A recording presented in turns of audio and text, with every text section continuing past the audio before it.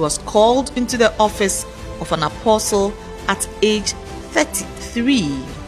7 years on, at 40, when he was only 14 years into ministry, he got elected into the highest office of the church, chairman, making him the third African, in fact Ghanaian chairman, after the founder, Pastor James McKeon, and the third African after Apostle Fred Stephen Safo, taking over the mantleship of leadership from Prophet Martin Kojo Yabua as the fourth and youngest chairman so far.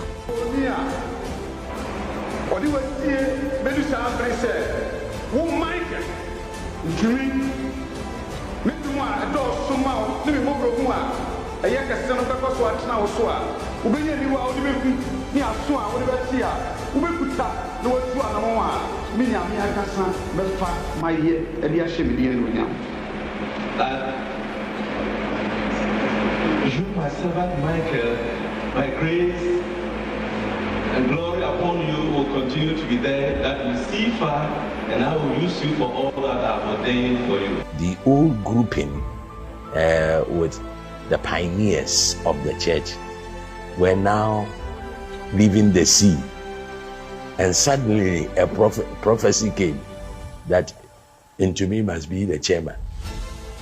In fact, some of us who are far ahead of him and others, we queried, why?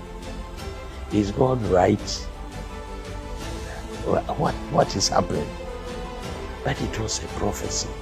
40 years becoming the leader of a big church like the Church of Pentecost, you should be God sent.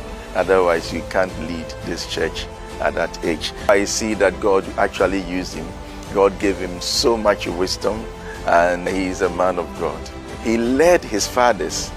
Some of us are leading the church, but the team that we are working with, I cannot say that they are my fathers, so to speak. I can say that in some way they are my contemporaries.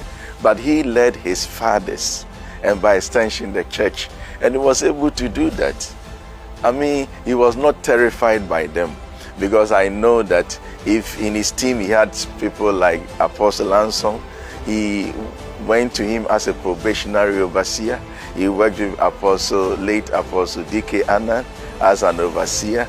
I mean, he worked with his fathers, yet he was able to lead them and lead the church. He wasn't terrified by them. He was able to say no when he has to say.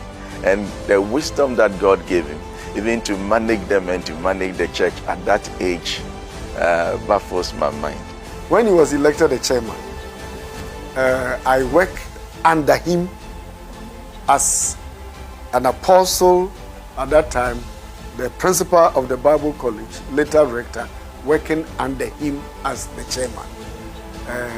Then when I also became the chairman too, he also worked under me as the chairman. So I've known him from all these perspectives. And that gives me a very good picture of who Apostle Ntumy is.